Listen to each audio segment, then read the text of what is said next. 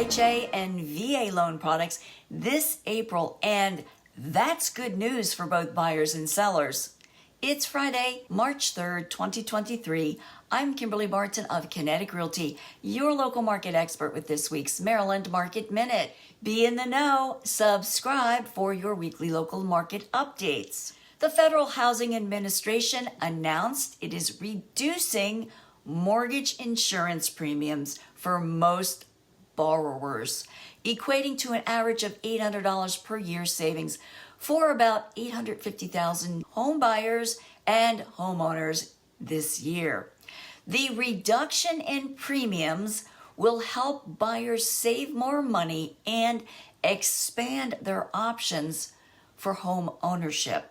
The Veterans Administration is lowering their VA funding fee for certain loans, and this roughly equates to a savings of $100 per every $100,000 financed for all loans that are closed after April 7th.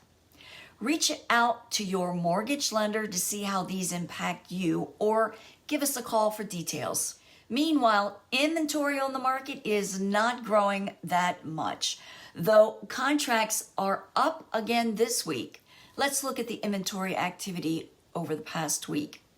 843 homes are coming to the market, a very small increase from last report.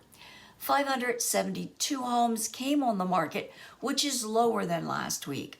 654 went under contract, a rise this week. 906 moved to pending, a very slight dip from last week. 1,517 sold in 18 days and holding steady at 100% list to sold ratio. The highest priced home to sell was a waterfront in Ocean City for $6,100,000. Rentals declined again this week to 2,057 rentals, dipping to $2,200 per month, and days on the market at 31. Got questions? Let me give you the facts. Call me. That's a wrap for this week's Maryland Market Minute for March 3rd, 2023. Thanks for tuning in. Until next week, stay safe.